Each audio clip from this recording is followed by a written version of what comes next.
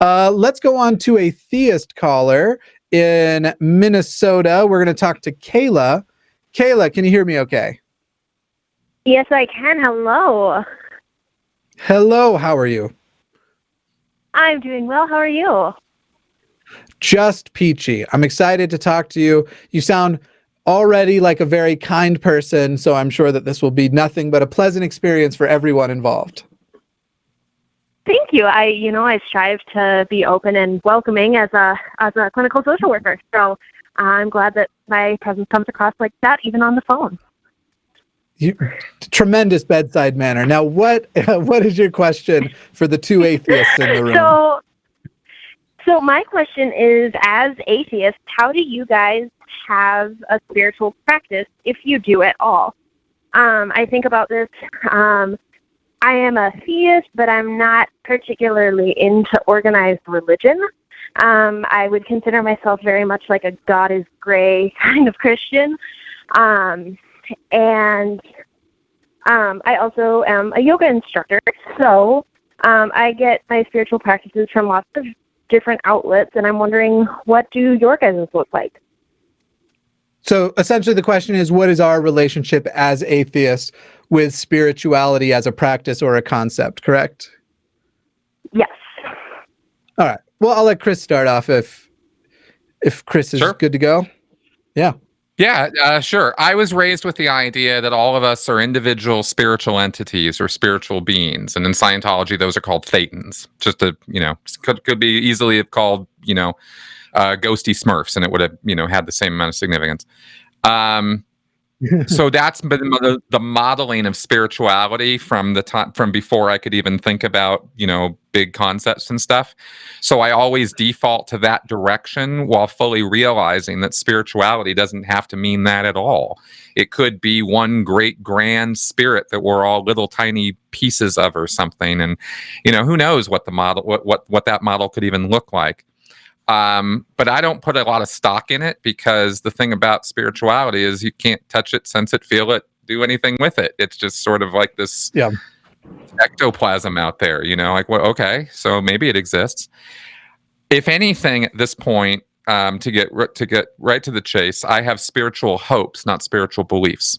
I would like for there to be a kind of life force of some kind that is my will or my intent or, my core essence or whatever, that could continue past this body dying in some state that we would call life.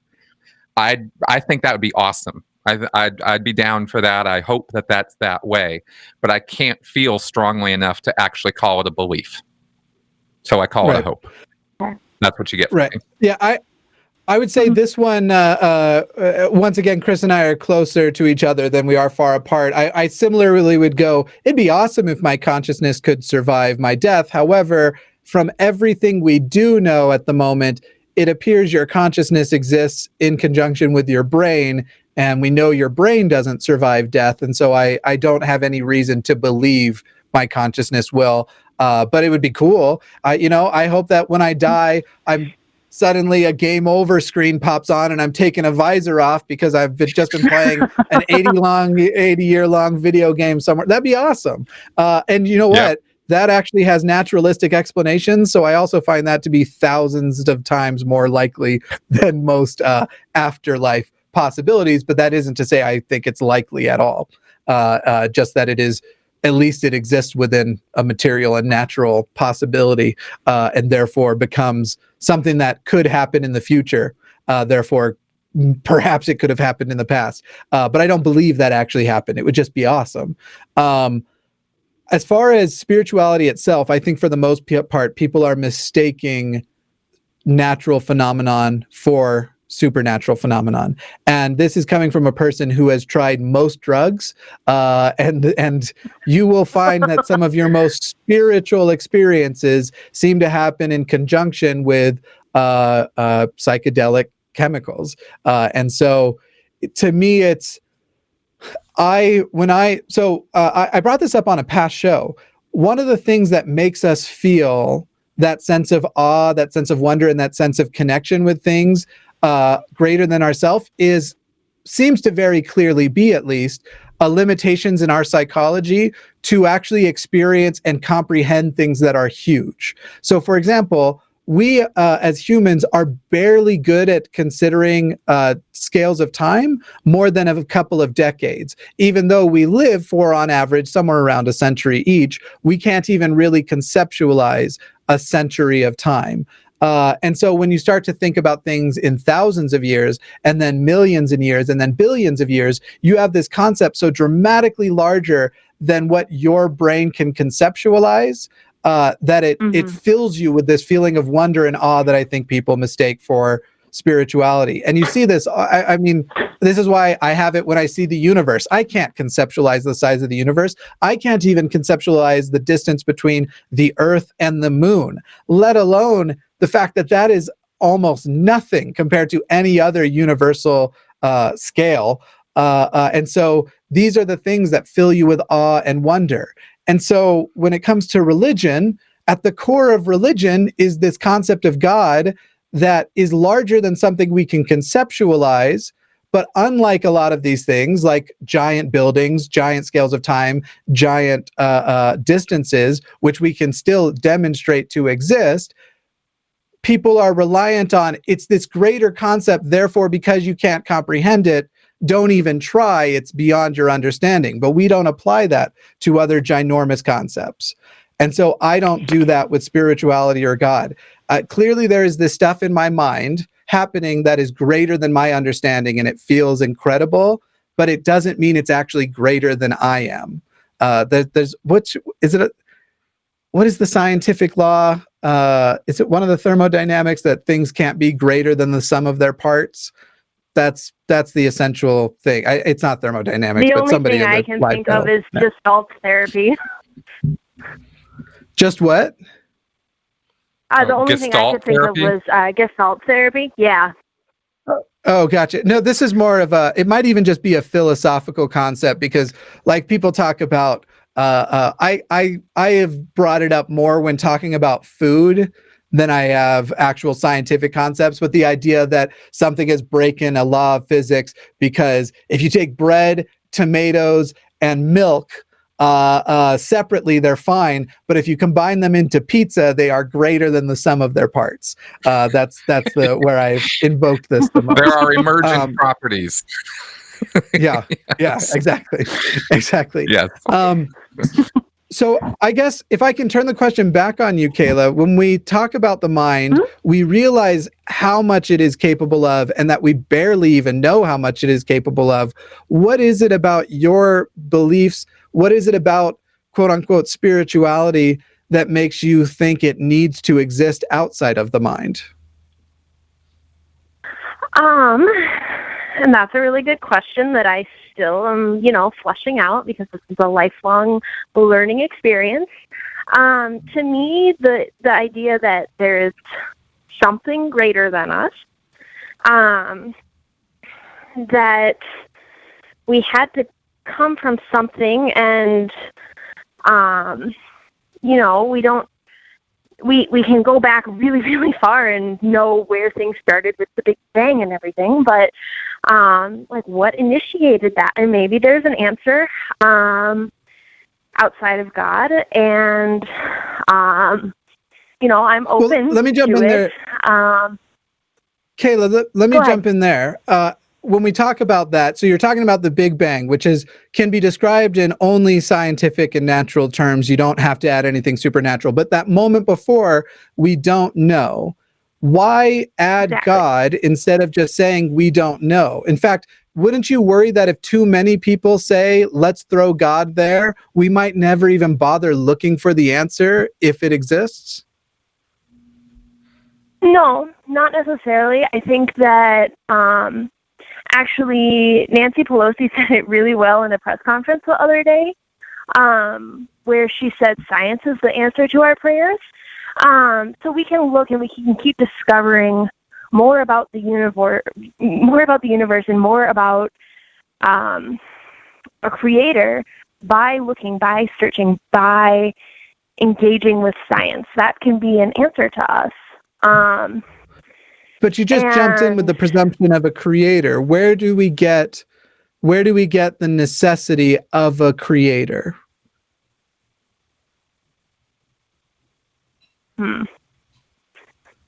If That's a I very might, tough question that I don't know I have an answer to right now.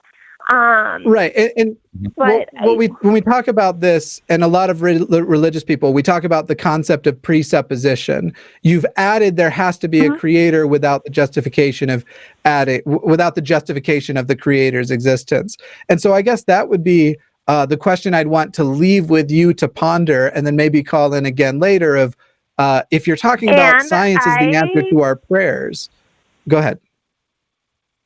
I would also say that, is there anything in this world that has not started with some sort of creator being or creative mind to be able to make it happen? Even ourselves as humans, we didn't come out of nothing. There were creators. There were two people there. And so, I don't have a strong answer does because the molecule we're still looking. Does the molecule H2O require any kind of creator for hydrogen and oxygen to bond to each other and create a new chemical with different properties than its original parts?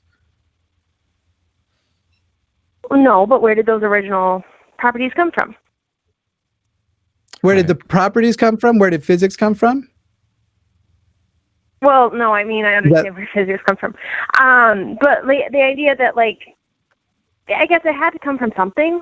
And my spiritual practice would be in investigating where did all of these things start and how are we all interconnected with these things. And you know what? Does that make sense? That is my process. That is my process too. However, I think where we differ is that you have an answer to fill in before we find the answer, and I don't. In other words, I say, it feels like the universe had to come from something. The concept of true nothing feels impossible. But first of all, I'm using the word feel because I'm talking about a limitation of my imagination. But second of all, when I say I don't know what happened before the Big Bang or caused the Big Bang, I don't then go, and because I don't know, I'd rather say it was God and feel like I have an answer than have an unjustified answer. And in fact, when you add God, that's unsatisfactory to me because so far my experience with this world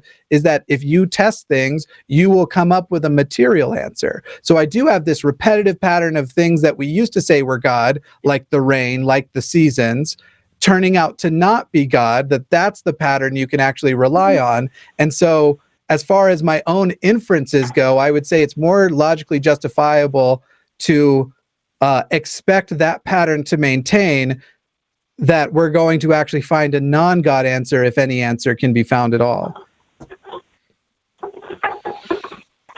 And I can absolutely respect that, although I disagree. I think it is wonderful that we can have these conversations and talk about them. So then what is the basis upon which you disagree? Oh, sorry, Chris wants to get in here too. But let's let Chris get his thoughts and then I want to I didn't maybe now's not the time. I just wanted to throw two other concepts out for your consideration. As far as going off to think about stuff, because it's not necessarily, I don't know that we're going to address it right here, right now, but the whole idea of cause and effect, maybe you figure out or check out where that idea comes from in and of itself, because that's a perception. That's not necessarily a reflection of objective reality. Cause and effect are values we assign to things. That doesn't mean that they're naturally that way. Might be one thing to think about. It's kind of a philosophical point. The other one is, and this is really super important for critical thinking that comes to mind, is we hate the void of I don't know and seek to fill it. It makes a lot of us super uncomfortable. But the fact of the matter is that I don't know are the three most important words in critical thinking. And it's actually the acceptance of that is the springboard to knowledge.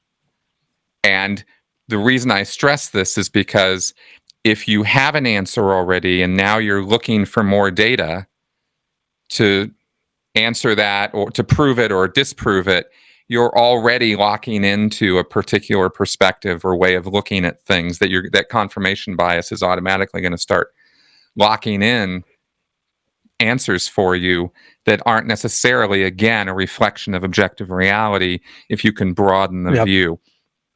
This is high philosophy stuff. I recognize this can be difficult.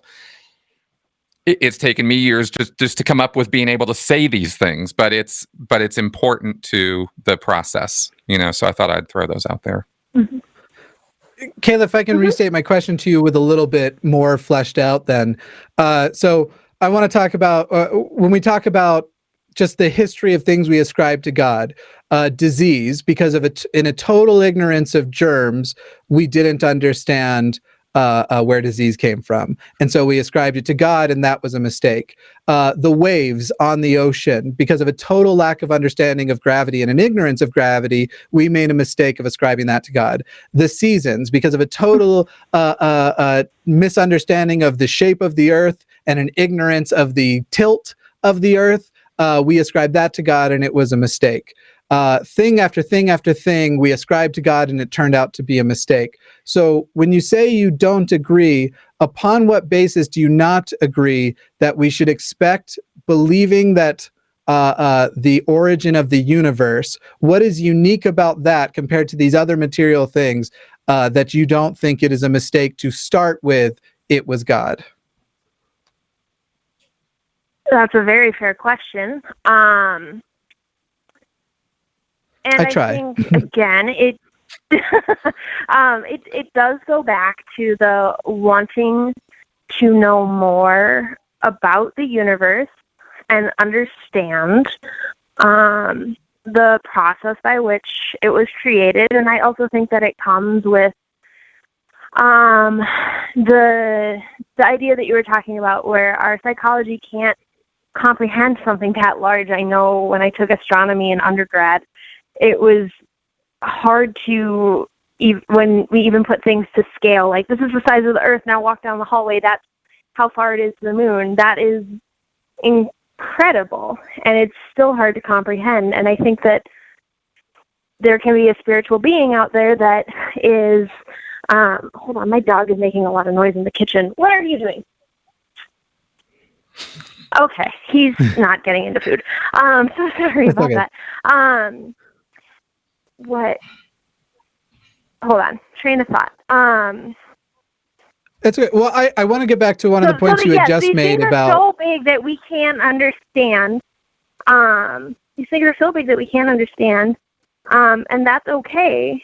And there are answers, and we have to keep looking for them to better understand the nature of the universe, the nature of God, and how all that works. I don't think that God is a puppet directing our lives at all, because that just seems foolish. As someone who's dealt with chronic illness, I can't understand why God would put that into my life. So that's not necessarily how I see God, but more as a creator and overall guider of the universe.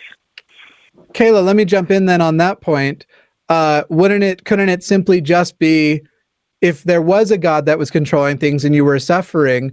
Right now, basically what I'm seeing is that there's an amount of tradition that has made it into your life and understanding of who God is. But there isn't actually a good demonstration that, let's say I grant you there's a God. I don't actually believe that, but let's say I grant that to you. Can you actually show me that it is the God of the Bible, that it is the God attached to Jesus, and it's not some cruel God who likes to mess with a lot of people? So he's going around and telling everybody their religion is true, that he's going around and causing everybody to suffer, and that is the thing he actually enjoys? Because the model I just gave you still reflects the world as the world is now, as does the model of a good God who just can't be bothered to actually help his creations, or however you might word it. That's just the sort of cold, objective way I try to. If I give you either of those models, on the other side of it, if it was true, the earth would look the way it is. So how do we prove, granting you that a God exists, that your model is correct versus mine?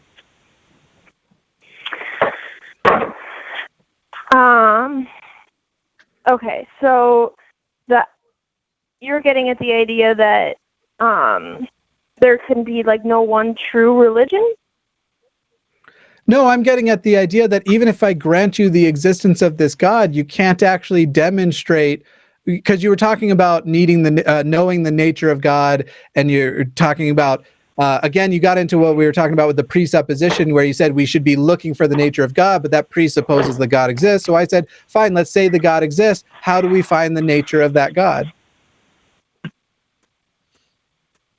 So if God does not exist, how do we find the nature of him? Is your question? No, if God does exist, how do we discover the nature of him? How do we, if he does exist, how do we discover what his true nature is? Because without presupposing anything, for example, we can't presuppose God wouldn't be a liar. Or if we can suppose that, not presuppose, but if we can suppose that, upon what basis can we demonstrate that to be? So I think, I mean, there are certainly some assumptions that have to be made, and even by your model, you're assuming that God doesn't exist. No, in this model that I'm giving you, I'm saying he does. That a God, in fact, I won't even say he, because I can't ascribe pronouns to something I am ignorant of. They exist. So I'm saying I'm going to grant you the argument, God exists, prove to me the nature of God, and your model is the Christian God, and I'm saying it's a cruel, deceitful, lying God who likes to tell everybody they're correct and give them feelings of affirmations because they enjoy the chaos that creates. I mean, that would be kind of funny if that's how God was, wouldn't it? It would be. Again, I think it's about funny, but yeah. And sometimes it feels like that. But I think, again, is asking questions and having conversations and to find that nature. It's the asking of questions and the learning more and discovering more.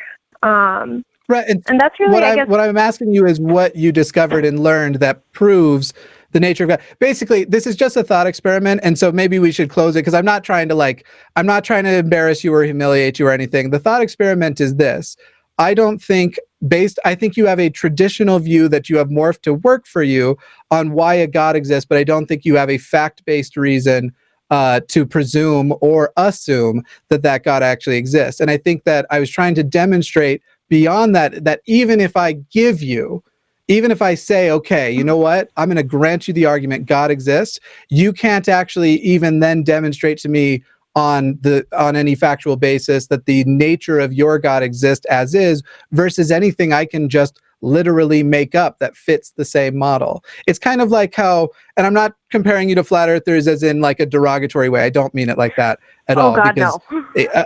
A belief in God is at least more justified than a belief in flat earth. But the way they go out and they see the end answer, that we see gravity behave like this, and then they force a model to fit that. But if you actually take all of their models, they can't coexist together. But their individual models seem to explain one thing at a time. And that's kind of what I'm trying to propose to you might be happening here. And so maybe we ponder those questions we talked about so far, and I'd love to hear like a more comprehensive answer. And if I can recommend what Matt Dillahunty recommends to callers, before you call next time, if you have this relationship with God and you are able to pray and receive inspiration from God, pray to God for inspiration on the right words to tell us to convert us dirty heathens to Christianity. Well, I certainly don't think you guys are dirty heathens. I'm not going to say that. I'm trying to be one, but that's fine. Okay, fine. You're a dirty heathen. I'll let you have it. Thank you. Now prove that that's bad. No, anyway, go ahead. You're so welcome. You are so welcome. Thanks. No, I think those are really good questions and things I will consider as I, work at my spirituality practices. And, I do appreciate your time and asking those questions, because for me, I think those are what build spiritual practices. Disagree. But yeah. Go ahead, Chris. That's okay. Since it looks like we're wrapping up now, I have one other question I'll leave you with. It's not to be answered right now, but it's just something to think about, which is, why does there have to be a creator? Seems that a lot of your thinking hinges on that idea. And I just want to introduce the idea to you that that itself could be an arbitrary idea. Things don't necessarily have to have been created in order to exist. Yeah. Sound good, Kayla? That sounds good. Thank you so much for talking, guys. It was really great to talk to you guys. I've seen a lot of your YouTube, thought about a lot of the questions you posed, and so it was really great to have a conversation. And I think I was totally right at the beginning that this would be a positive experience for us all. I enjoyed it thoroughly. Yes, absolutely. All right. Have a good one, Kayla. Have a wonderful rest of your evenings. Yeah, you too. All right, bye-bye. You too. I don't know who the original concept is from. I know I've heard Matt summarize it, and I've heard a few others summarize it, but it's this concept of like, when people will talk about like, well, you see a watch and you know it's designed. Well, when you look around and you look into things, they clearly look designed too. But then the question is, if everything is designed, how can you tell a watch is designed if it doesn't have the ability to contrast with that which isn't designed? In other words, we come across a watch on the beach. The reason we can tell it's designed is because of ways it contrasts, is different with the things that aren't designed around it. If everything was designed, nothing would appear to be. It's the old from the movie The Incredibles. If everyone has superpowers, no one does. Right. Hey, thanks for checking out this clip for The Line. While you're here, hit that like button, hit subscribe, turn on notifications, and then share this with that bitter uncle of yours who loves talking about the good old days.